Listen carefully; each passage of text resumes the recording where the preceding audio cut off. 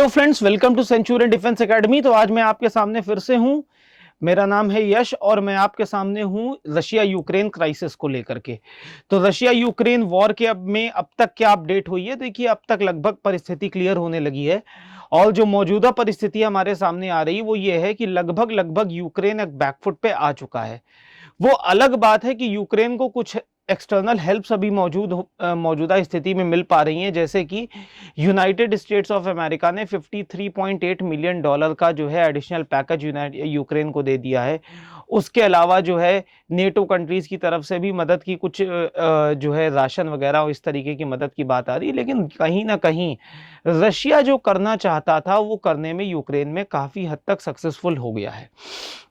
एक चीज जो रशिया ने बहुत क्लियर कट दिखाई थी कि वो कीव को कैप्चर करना चाहता है। हकीकत में अगर आप देखें पूरे मामले को तो आपको समझ में आएगा रशिया के टारगेट में कीव कभी था ही नहीं।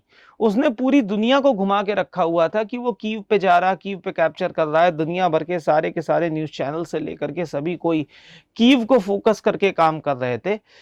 उस झटके में उसने जो है पूरा का पूरा कोस्टल लाइन जो यूक्रेन की है उसे अपने कैप्चर में कर लिया है। उसके अलावा जो है दो इलाकों को इंडिपेंडेंट करवाने की बात कर रहा है और उसने अपनी शर्तें बड़ी ही ओपन तौर पे यूक्रेन के सामने रख दी है और यूक्रेन ने भी कई चीजों को मानने के लिए तैयार हो गया। जैसे उसने कह दिया है कि हम क्रीमिया को एक इंडिपेंडेंट कंट्री की स्टेटस देने के लिए तैयार हैं।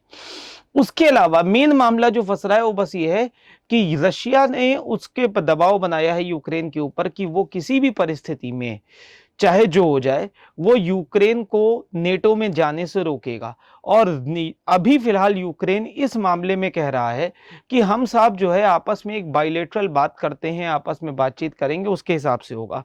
उसी चीज को लेकर के टर्की में इन दोनों के बीच में मीटिंग हुई थी आज, लेकिन इस मीटिंग का कोई नतीजा नहीं निकला है। ये मीटिंग पूरी तरीके से फेलियर साबित हो गई अभी फिलहाल।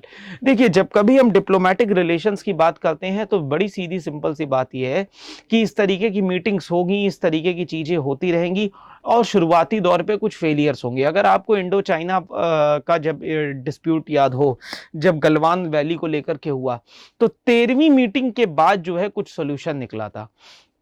तो जाहिर सी बात है शुरुआत में कोई किसी से नहीं दबना चाहता, हर कोई अपनी अपनी बात करना चाहता है। ये चीजें बिगिनिंग फेज में होती रहती हैं, लेकिन जैसे जैसे समय बीतेगा वैसे वैसे सिनेरियो चेंज होता जाएगा और जाहिर सी बात है हमें कोई ना कोई इस पे सॉल्यूशन दिखाई देगा।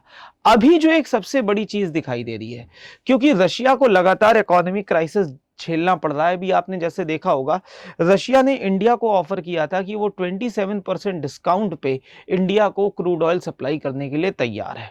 लेकिन आज की डेट में अब जो वॉर होगा वो बेसिकली एक तरीके का ऑयल वॉर हो सकता है, जो कि gulf countries supported by NATO and USA और उसके अलावा रशिया के बीच में सामने आता हुआ दिख सकता है।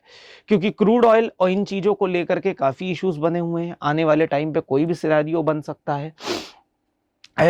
सऊदी अरेबिया जाहिर सी बात है उसने भी अपने जो क्रूड ऑयल का रेट है उसे घटा दिया है।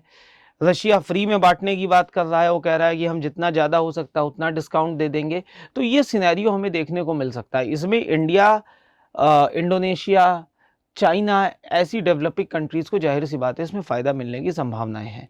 इंडिया के लिए प्लस पॉइंट ये है कि वो लगभग ऑपरेशन गंगा में सक्सेसफुल हुआ है, अपने सभी लोगों को निकाल लाया है। कुछ लोग जो नहीं आ पाए उन लोगों ने पोलैंड की तरफ रुख कर लिया है, वो पोलैंड की तरफ जा चुके हैं। अभी तक का फिलहाल रीसेंट अपडेट यही है। See you again in the upcoming updates. Thank you. Jai Hind.